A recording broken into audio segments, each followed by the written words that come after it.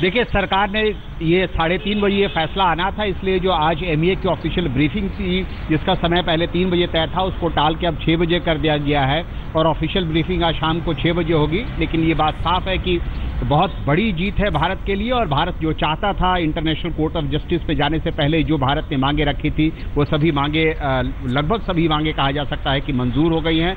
6:30 बजे इसको लेकर के ऑफिशियल ब्रीफिंग होगी जब सरकार का औपचारिक रिएक्शन इस मामले को लेकर आएगा। नहीं, यही है अब पाकिस्तान को लेकर भारत। हम एक जानकारी पहले दे दें कि दरअसल 5 लोगों की टीम थी जो हरीश साल्वे की अगुवाई में थी। उसमें 2 लोग एमईए के थे, दीपक मित्तल जो आज मौजूद भी थे जिस समय ये फैसला सुनाया जा रहा था, ये एमईए में है, ज्वाइंट सेक्रेटरी हैं। इसके अलावा वीडी शर्मा ये भी एमईए के हैं। इसके अलावा काजल भट्ट जो कि एडवोकेट हैं और चेतना राय जूनियर काउंसिल है, ये 4 लोग भी मौजूद थे। तो जाधव परिवार के लिए राहत भरा फैसला ये ट्वीट किया गया है। लेकिन इन सब के बीच कई सवाल हैं। हम अब उस असल मुद्दा इसके बाद नया ये उभर रहा है। हमारे साथ कायदान साहब भी जुड़ गए हैं। लेकिन शिवशंकर मुखर्जी जी, ये फैसला भारत और पाकिस्तान के रिश्तों में जो खटास लगातार रही है, भारत के पक्ष में जब ये फैसला इस रूप में आया है तो पाकिस्तान ने जो भी क्रिएट किया टेररिज्म को लेकर, बलूचिस्तान को लेकर, सीमा में सीजफायर उल्लंघन का मसला हो, कश्मीर में, क्या ये भारत के लिए एक बड़े ऑक्सीजन के तौर पर है आने वाले वक्त में? थोड़ा सा ऑक्सीजन है इसमें, बहुत बड़ा नहीं है। क्योंकि जैसे कि आपने एक ट्रेंड देखा होगा सारे पैनलिस्ट में, स्वाभाविक है कि भारत में खुशी है, सेटिस्फैक्शन ये है कि हमारी पूरी सबमिशंस जो थी इंटरनेशनल कोर्ट ऑफ जस्टिस को वो कोर्ट ने मान लिया है। कोर्ट का जुरिस्डिक्शन है, कॉन्सुलर एक्सेस जरूरी है, स्टे दे दिया गया है, एग्जीक्यूशन तब तक नहीं हो सकता जब तक कि आखिर तक का नतीजा ना हो जाए ये जुडिशियल प्रोसेस का, मान लिया।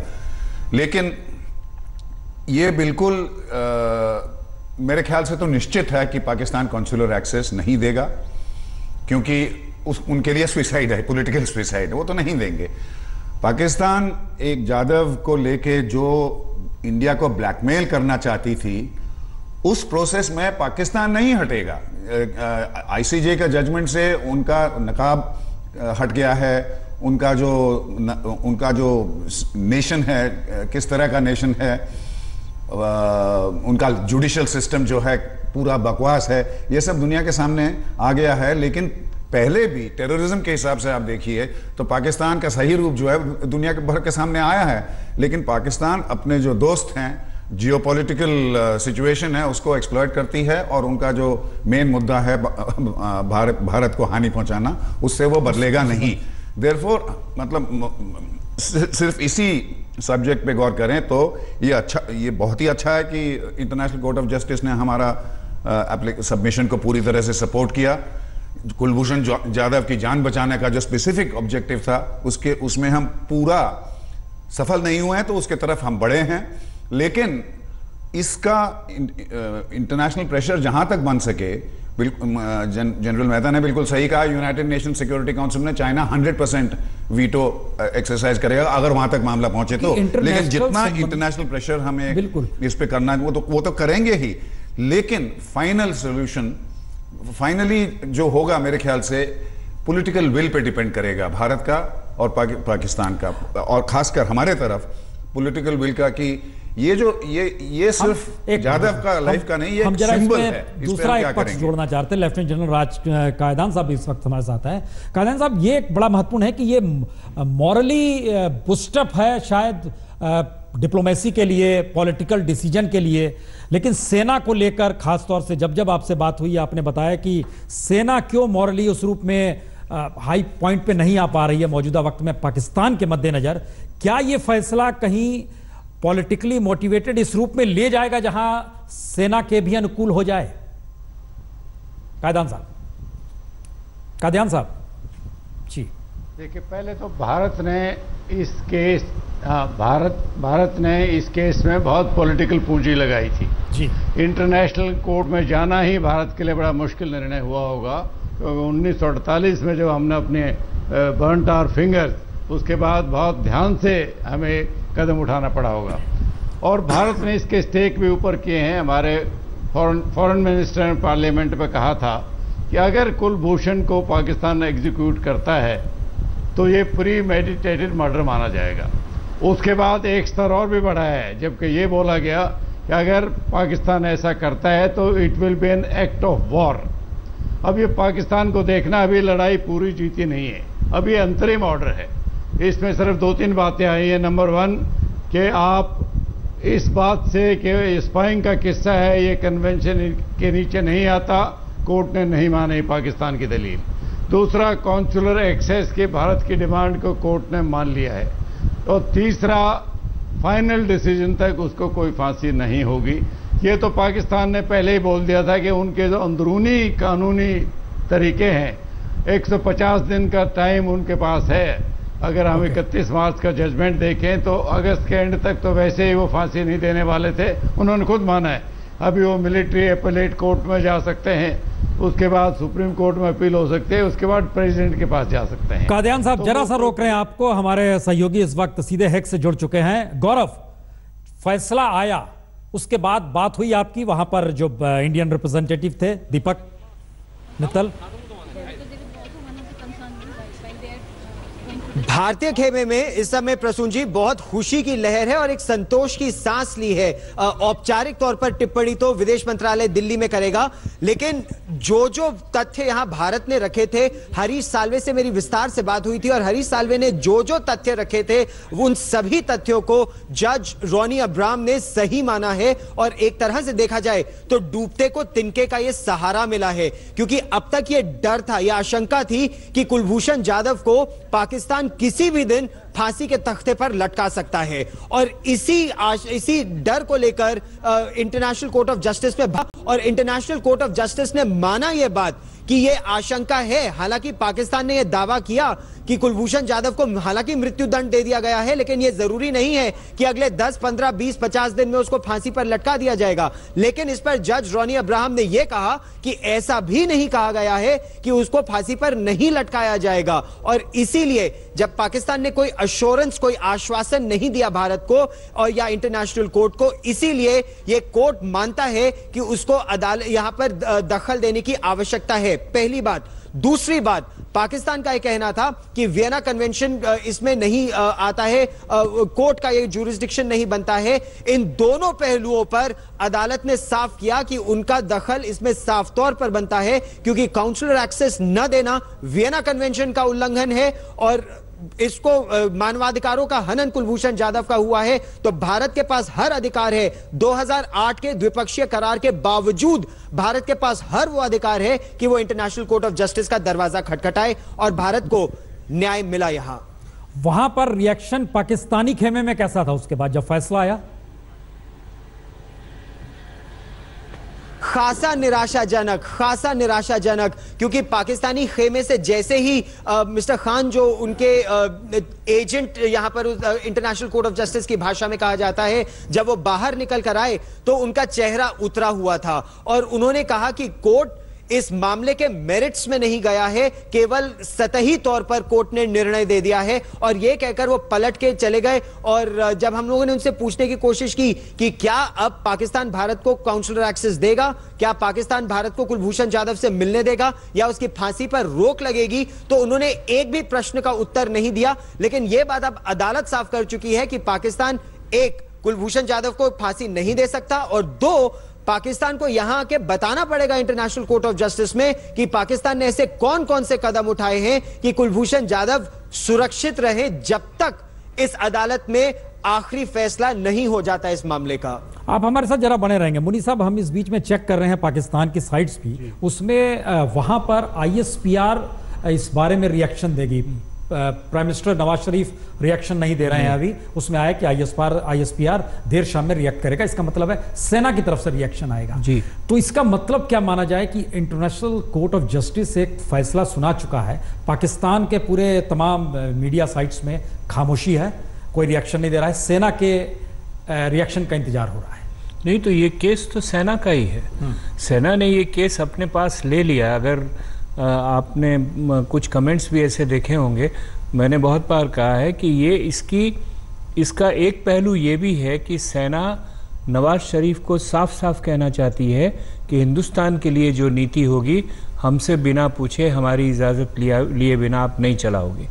इसीलिए उन्होंने मिलिट्री कोर्ट में ले जाकर एकदम से फांसी दी, और फांसी के हक पे आर्मी चीफ के दस्तखत है और किसी के दस्तखत नहीं है।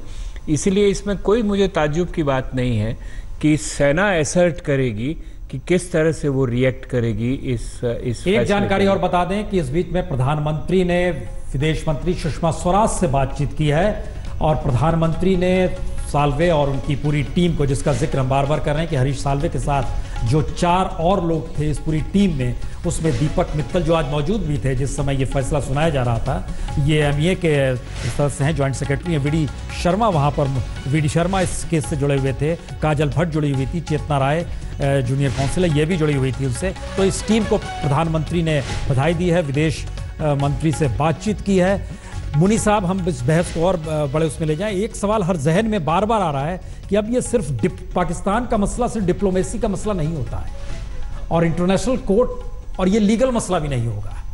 इसका कैनवास टेररिज्म से जुड़ेगा, इसका कैनवास दोनों देशों के उस संबंध से जुड़ेगा जिसको लेकर पाकिस्तान बार बार कश्मीर का जिक्र करेगा, चाइना बीच में आएगा ही कहीं ना कहीं। तो अंतर्राष्ट्रीय मामला अगर इन दोनों देशों के बीच कुलभूषण जाधव का बन गया है तो अब ये बायलैटरली नहीं सोचा जाएगा, इंटरनेशनली सोचा जाएगा। तो क्या तमाम इश्यूज पर अब अंतर्राष्ट्रीय दबाव काम करेगा पाकिस्तान के ऊपर? नहीं, लेकिन एक तरह से देखिए, अभी भी जो दलील हुई है, पहले दिन की दलील में पाकिस्तान ने कश्मीर का नाम डाल दिया उसमें कि देखिए कश्मीर में ये जो हिंदुस्तान दलील दे रहा है, कश्मीर में ये लोग क्या कर रहे हैं ह्यूमैनिटेरियन इशू को लेकर। तो पाकिस्तान भी इस फोरम को, क्योंकि पाकिस्तान इस फोरम से हटेगा तो नहीं अलग, इस फोरम से एंगेज रहेगा तो वो हर कोशिश करेगा जिसमें जो उनके पक्ष के पहलू हैं उनको उभारने की कोशिश करेगा, और जैसा आप कह रहे हैं ठीक से अंतर्राष्ट्रीय राजनीति भी करेगा। और उस अंतर्राष्ट्रीय राजनीति में दुर्भाग्यवश मैं समझता हूं कि अगर आप सिक्योरिटी काउंसिल के परमानेंट मेंबर्स की पोजीशन देखें तो ज़्यादा से ज़्यादा पाकिस्तान चीन को अपनी तरफ ले सकता है, और किसी को पूरी तरह से नहीं। रशिया हो सकता है एब्सटेन रह जाए, लेकिन रशिया खड़ा होकर ये नहीं कहेगा कि जो पाकिस्तान का पक्ष है वही पूरी तरह से सही है। चीन के बारे में भी अभी हमें पूरा कोई निष्कर्ष नहीं निकाल लेना चाहिए, इसलिए नहीं निकाल लेना चाहिए कि चीन को भी बहुत माने में हिंदुस्तान की ज़रूरत है। एनएसजी के मामले में भी चीन बार बार ये कहता है कि आप हमसे बात करो, हम बात करके उसको सुलह करने की कोशिश करेंगे। ये उनका जो बेल्ट एंड रोड का इनिशिएटिव है वो बार बार कहते हैं हिंदुस्तान को हमसे जुड़ना चाहिए, कई चीजें बड़ी महत्वपूर्ण है, लेकिन पाकिस्तान उनका स्ट्रांग एलाई है। बिल्कुल, पाकिस्तान आप जो कह रहे हैं कि सिर्फ चीन उसके साथ है, बाकी परमानेंट मेंबर साथ में नहीं होंगे, नहीं दिखते हैं। इस बीच में ये भी है कि अब अगले 2 दिनों के बाद रियाद में एक इस्लामिक ऑर्गेनाइजेशन की बैठक होने वाली है, उसमें अमेरिकी राष्ट्रपति ट्रंप आने वाले हैं, और पहली बार मुस्लिम कहें तो राष्ट्राध्यक्षों से उनकी मुलाकात होगी, संवाद होगा। पाकिस्तान चाहता है कि नवाज शरीफ के साथ किसी 1-to-1 हो जाए, लेकिन इस फैसले के बाद क्या इसे सिर्फ लीगल एस्पेक्ट में, ऐश्वर्या इस वक्त हमारे साथ जुड़ चुकी हैं, सुप्रीम कोर्ट की वरिष्ठ लॉयर हैं। ऐश्वर्या जी, क्या ये जो पूरी की पूरी दलील दी गई, हालांकि पूरी टीम को प्रधानमंत्री ने भी बधाई दी है, ये सिर्फ लीगल एस्पेक्ट था, ह्यूमैनिटेरियन एस्पेक्ट था, वियना कन्वेंशन के तहत और उसके अंदरूनी लीगल एस्पेक्ट को ही पकड़ा गया इसमें जो फैसला आया, या उससे हटकर भी था? ऐश्वर्या जी, और एक जानकारी और दे दें, आप जवाब दें उससे पहले एक जानकारी खाली दे दें कि पाकिस्तान की तरफ से पहली प्रतिक्रिया आई है, उसमें वहां के वकील सतही फैसला बतलाया है, यानी इंटरनेशनल कोर्ट के मामले की तह में नहीं गया, इस बात का उन्होंने जिक्र किया है। और एक लिहाज से ये पहला रिएक्शन पाकिस्तान की तरफ से, लेकिन उसकी साइट पे हम लगातार गवर्नमेंट के रिएक्शन देखना चाह रहे हैं जो खामोशी बरती गई है। जी ऐश्वर्या जी।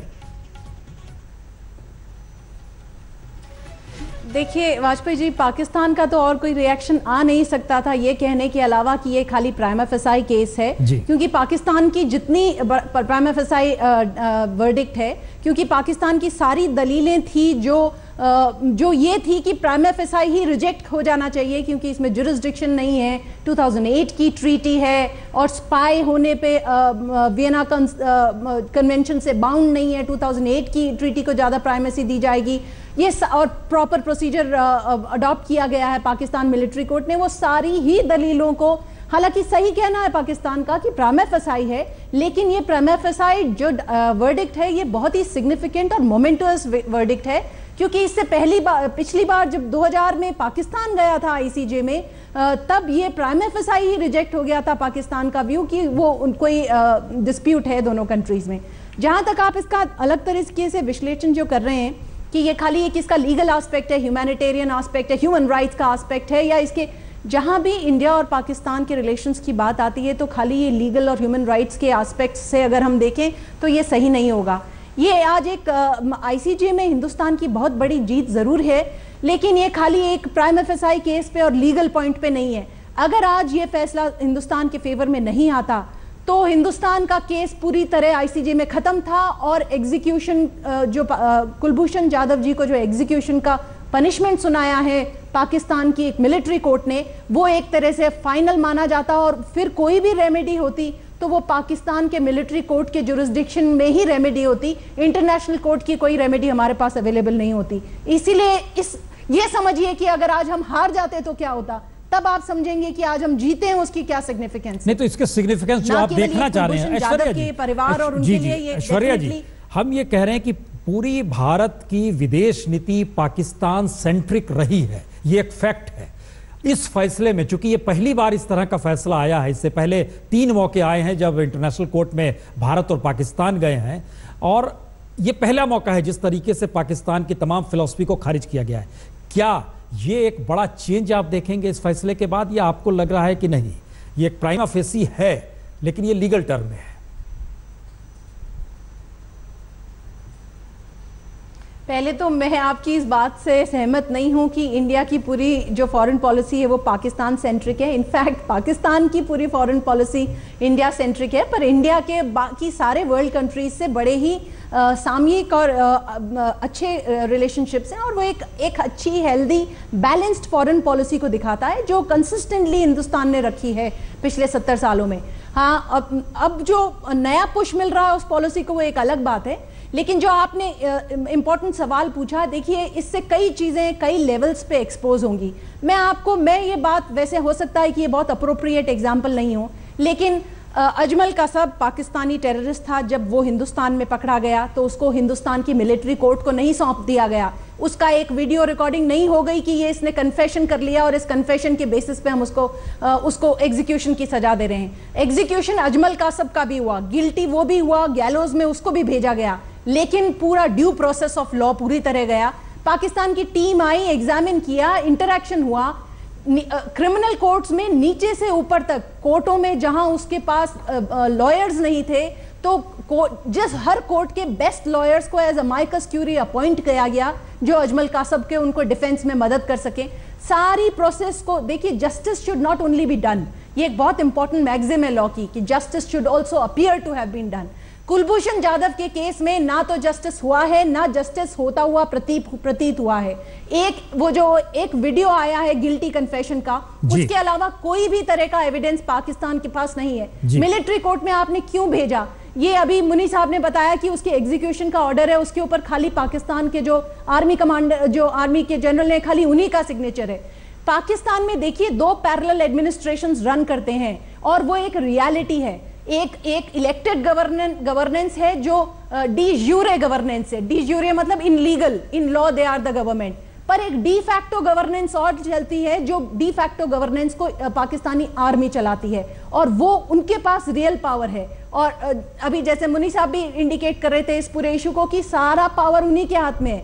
वो ना केवल इंटरनेशनल रिलेशंस को पाकिस्तान की गवर्नमेंट को तो कंट्रोल करते ही करते हैं, पर गवर्नमेंट के थ्रू वो बाकी सब बातें भी ये आप ठीक कह रहे हैं कि सेना और आईएसआई का जो रोल है, जिस बात का आप जिक्र कर रहे हैं, कहीं ना कहीं ये सारी बातें। हाँ, लेकिन जनरल कसाब का जो आप उदाहरण दे रहे हो, कादियान साहब, जब जनरल कसाब का जब ये उदाहरण ऐश्वर्या ही नहीं बल्कि तमाम पैनलिस्ट देते हैं, लेकिन हमारे जहन एक सवाल ये है कि पठानकोट पर हमला होता है तो वहां की टीम यहां आ जाती है, लेकिन यहां की टीम वहां जाने की इजाजत नहीं होती है, सिर्फ जांच की स्थिति में ही। और जैश के टेररिज्म को टेररिस्ट के तौर पर मान्यता नहीं दी जाती है पाकिस्तान में भी। सवाल यह है कि काउंसलर एक्सेस का जिक्र इंटरनेशनल कोर्ट ऑफ जस्टिस कर तो रहा है, और अगर राय यह निकल कर आ रही है कि वो एक्सेस पाकिस्तान देगा तो उसके लिए सुसाइडल है, तो फिर ये आगे रास्ता जाता कहां है कादियान साहब?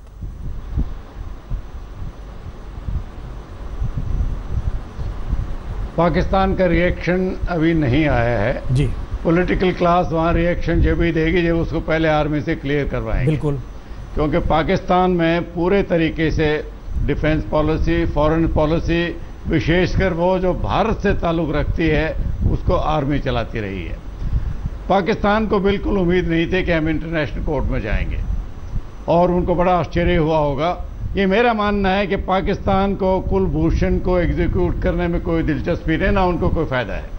वो तो उसका इस्तेमाल करना चाहते हैं भारत पर दबाव डालने के लिए, और अगर हम कोर्ट में नहीं जाते तो दबाव जारी रहता।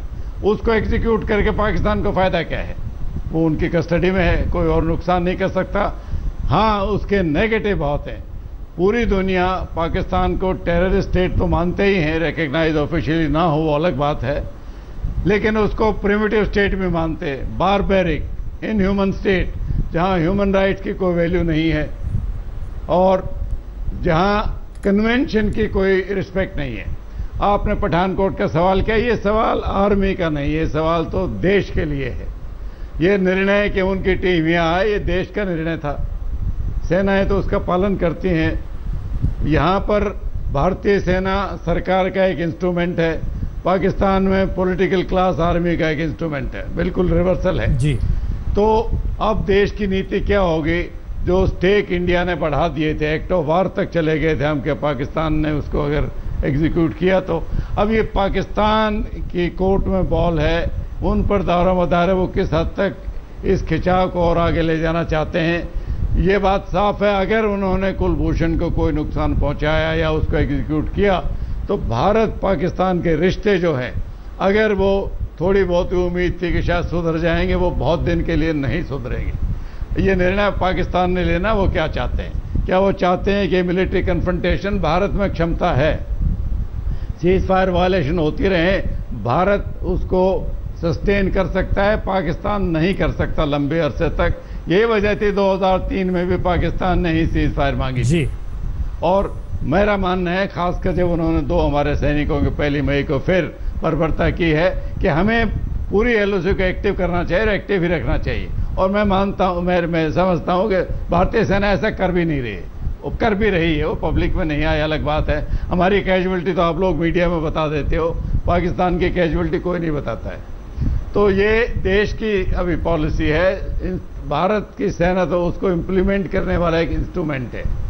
भारत के जो डेमोक्रेसी है सही मायने में है, जहां सेना एक देश का हिस्सा है, वो देश की पॉलिसी नहीं, पाकिस्तान को लेकर कादियान साहब जो आप एक खांचा खींच रहे हैं, हम मुनी साहब यहाँ पर देखिए, संयोग आज ऐसा है, आज ही के दिन इंदिरा गांधी ने पोखरण में परमाणु परीक्षण किया था। उस समय 1971 वार हुआ था, करगिल वाला मसला आया था, उसके बाद अटल बिहारी वाजपेयी ने परमाणु परीक्षण किया था। पाकिस्तान टेरर स्टेट है, पार्लियामेंट में इसको कहा जा चुका है देश के गृह मंत्री से। आपने उनको एग्जीक्यूट किया जाधव को वहां पर, तो आपके खिलाफ युद्ध का ऐलान कर चुकी हैं सुषमा स्वराज भी। इस पॉइंट पे हम खड़े हैं और यहां इंटरनेशनल कोर्ट ऑफ जस्टिस के बाद अगर आप भी की भी ये राय है कि वह काउंसलर एक्सेस नहीं देगा और कोर्ट कह रहा है हमारे आखिरी फैसले तक आप नहीं फांसी पर देंगे, किसी को पता नहीं है कि कुलभूषण जाधव कहां पर है। लगातार हम लोग पाकिस्तान के गेस्ट से पूछते हैं, आपको पता है? कोई बताता नहीं है इस बारे में।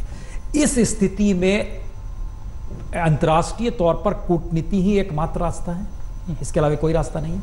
देखिए, मैं आपको एक बात बताता हूं, जो पिछले 1947 से जो भारत पाकिस्तान संबंध है, उनका एक निचोड़ है मेरी तरफ से। वो निचोड़ ये है कि हिंदुस्तान हमेशा से पाकिस्तान की तरफ एक अच्छा पड़ोसी होने की नीयत रखता है और पाकिस्तान हमेशा से हिंदुस्तान की तरफ एक राइवल, एक एडवर्सरी की नीयत रखता है। कितनी घटनाएं मैं आपको बता दूं, चाहे कश्मीर की लड़ाई हो, चाहे 1965 की लड़ाई हो, चाहे 1971 की लड़ाई हो, चाहे मोदी जी का खुद लाहौर जाना और उसके बाद जिंदल साहब को भेजना, कितनी ही एग्जाम्पल, ये अटल बिहारी वाजपेयी की बात हो, मुशर्रफ से बात करना, बात नहीं करना, हमने हमेशा से ये एटीट्यूड, एक बड़प्पन का एटीट्यूड लिया है कि हम बड़े मुल्क हैं, ये हमारा पड़ोसी है, पड़ोसियों के बिना जी नहीं सकते, इसलिए पड़ोसी को सुधारने की कोशिश करो। हम हर बार फेल हुए अभी तक, ये बात सही है। लेकिन ये जो 2 नज़रिए हैं, ये 2 नज़रिए बिल्कुल कंसिस्टेंट है। पाकिस्तान इस मामले में कंसिस्टेंट है और मैं नहीं समझता हूँ कि इस अदालत के फैसले से इस नज़रिए में कोई बहुत बड़ी हलचल मच जाएगी, ऐसा मेरा मानना है। तो अगर आप ये सोच रहे हैं कि भारत पाकिस्तान के संबंध इस फैसले के बाद में कोई आमूलचूल परिवर्तन या कोई रेडिकल चेंज होगा, मुझे लगता नहीं है। हो जाए तो बहुत अच्छा है, उम्मीद सबकी है, लेकिन ऐसा लगता नहीं है। चाहे कितनी ही भभकियाँ हमारे अलग अलग तबकों से दी जाए या कितनी ही गलतियाँ और ब्लंडर्स मैं कहूँगा पाकिस्तान की तरफ से। हमारे साथ चूंकि गौरव जुड़े हुए हैं, गौरव हमारी आवाज़ अब तक आ रही है? अच्छा, लाइन हमारी कट गई है, हम उनके पास इस बात की जानकारी लेंगे। लेकिन ऐश्वर्या जो कि सुप्रीम कोर्ट के लॉयर हैं, एक चीज जानना चाहेंगे, चूंकि इस बात का जिक्र नहीं हुआ कि अब प्रोसीडिंग कब से शुरू होगी, इस बात का कोई जिक्र इस फैसले में नहीं है और ये हम अपने संवाददाता से ही पूछेंगे जैसे ही लाइन जुड़ेगी। तो लीगली टर्म्स में इंटरनेशनल कोर्ट ऑफ जस्टिस के मद्देनजर क्या आगे की प्रोसीडिंग्स की क्या स्टाइल शीट होगी, ऐश्वर्या जी? देखिए, एक तरह से ये आज हिंदुस्तान के कोर्ट को हिंदुस्तान के केस को एक्सेप्ट किया है आईसीजे ने और प्राइमा फेसाई ये ऑर्डर दिया है और प्रोविजनल डायरेक्शंस दिए हैं एग्जीक्यूशन को स्टे करने के लिए, पर अभी फाइनल बहस होनी बाकी है। जो कंक्लूजन आज प्राइमा फेसाई हैं, यही कंक्लूजन फाइनलिटी पे भी आने होंगे फाइनल जजमेंट आने से पहले, क्योंकि ये प्राइमा फेसाई मतलब का एक देखने का दृष्टिकोण अलग होता है, पर प्राइमा फेसाई केस के बिना इस तरह का वर्डिक्ट आज मिल भी नहीं सकता था। लेकिन अब डिटेल में इन्हीं सारे इश्यूज को टच करते हुए पूरी तरह बहस होएगी। ये देखा जाएगा कि वियना कन्वेंशन जो काउंसलर एक्सेस पे उसका वायलेशन हुआ है, अगर वो वायलेशन हुआ है तो उसका फ्री एंड फेयर ट्रायल पे क्या इम्पैक्ट हुआ है। क्या देखिए, मैंने जो अभी आपको एक बात कही ना, आफ्टर ऑल काउंसलर एक्सेस का प्रोविजन क्यों है, उस काउंसलर एक्सेस के प्रोविजन को कहीं ना कहीं वो जो मैंने आपको मैक्सिमम बताई ना कि justice should not only be done, it should appear to have been done, उसी के फर्दरेंस में है कि आपका ये नहीं है कि काउंसलर कोई जाएगा तो उसको कुछ सिखा देगा, पढ़ा देगा या कोई केस को पूरी तरह उसको एक्स्ट्रा एविडेंस बना देगा या कुछ, लेकिन वो काउंसलर एक्सेस मिलने से जो भी उस जुरिस्डिक्शन में एक्यूज पर्सन है, एटलीस्ट दैट एक्यूज पर्सन उसको एक फेयर ट्रायल मिलती है, उसको उसका पता लग सकता है कि वो है तो किस कंडीशन में है, उसकी हेल्थ ठीक है क्या, उसको डराया धमकाया तो नहीं गया है इस गिल्टी के लिए, उसको टॉर्चर तो नहीं किया गया है, मतलब was he in the capacity to make a free fair decision without any coercion, without any undue influence, ये सारी चीजें। और अगर कोई एस्पेक्ट्स हैं उसकी तरफ से आने वाले तो क्लियरली आएंगे। ऐसा नहीं है कि काउंसलर एक्सेस से कोई कुलभूषण जाधव जी को वहां से निकाल लिया जाता विदाउट ट्रायल, वो एक बात की बात थी, लेकिन जो प्राइमा फेसाई ही डोर शट कर दिया पाकिस्तान ने कि नहीं हम तो आपको काउंसलर एक्सेस ही नहीं देंगे, ये एक मतलब एरोगेंस थी। सही कह रहे कादियान साहब ने भी और मुनी जी ने क्लैरिफाई किया, ये ऑलरेडी जो पिछले 70 साल से पाकिस्तान का जो रवैया रहा है ये उसी के फर्दरेंस में है। लेकिन ये बड़ा इशू आज इसलिए है क्योंकि इंटरनेशनल कोर्ट ऑफ जस्टिस का कोई बात को मानना और प्राइमा फेसाई वर्डिक्ट देना एक बहुत बड़ी बात है। हिंदुस्तान अभी तक ये कहता, एक्सपोज करता, हर बार बातें आती, पब्लिक डोमेन में आती, यूनाइटेड नेशंस के प्लेटफॉर्म पे भी हुआ, कई बात ये भी हो रही थी कि अगर पाकिस्तान ना माने तो हो सकता है पाकिस्तान ना माने, आफ्टर ऑल बाइंडिंग नहीं है। तो देखिए, एक इसका एस्पेक्ट ये है कि इंटरनेशनल कोर्ट ऑफ जस्टिस का जो डिसीजन है वो जो दोनों पार्टीज कोर्ट के सामने उनके ऊपर वो बाइंडिंग है, और ऐसा नहीं कि पाकिस्तान ने ट्राई नहीं किया कि ये केस एडमिट ना हो, ये प्राइमा फेसाई ही रिजेक्ट हो जाए। पाकिस्तान की जो सारी दलीलें थी वो प्राइमा फेसाई एक्सेप्ट ना हो इसी पे है।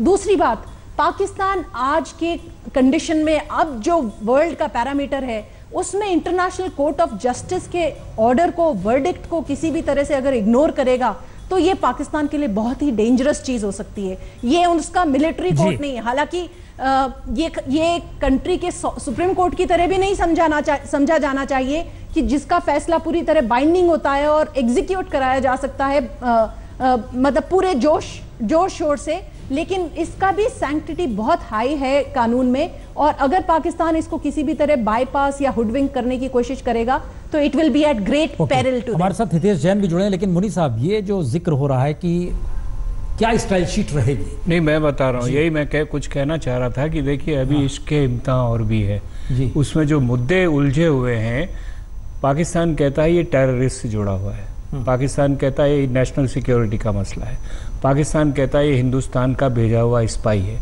पाकिस्तान को प्रमाण अब रखने पड़ेंगे अदालत के सामने इन सब बातों को प्रूव करने के लिए। दूसरी बात, भारत कहता है ये हमने नहीं भेजा है, भारत को एस्टेब्लिश करना पड़ेगा कि हमने इसको नहीं भेजा है, वो टेररिस्ट नहीं है। जो सारी अदालत हुई है, जो केस चला है, वो शैम है, उसमें गलत ढंग से काम किया, एस्टेब्लिश करना पड़ेगा उसको। इसीलिए ये अभी बात खुली है अभी, और दोनों तरफ हम इसीलिए कहते हैं अब ये मामला पहली बार दो देशों से निकलकर अगर नहीं, आप फ्रंट पे आपने जो पहली बात कही बहुत ठीक है तो कि ये राजनीति और डिप्लोमेसी में उलझा हुआ मसला है। हाँ, ये खाली लीगल केस कभी था ही नहीं, खाली लीगल केस ये नहीं था ही नहीं कभी। ये बताते हुए कि दरअसल जो फैसला आया है उस फैसले को लेकर पाकिस्तान की तरफ से अभी तक कोई प्रतिक्रिया नहीं आई है। डॉन अखबार के मुताबिक आईएसपीआर इस पर रिएक्शन देगी देर शाम। आईएसपीआर का मतलब यह होता है कि सेना रिएक्ट करेगी, वहां पर सरकार नहीं रिएक्ट करेगी। इधर प्रधानमंत्री ने सुषमा स्वराज से बात की, तमाम पूरी टीम को बधाई दी जो कि लीगल टीम थी वहां पर मौजूद, जिसने तमाम तर्क किए।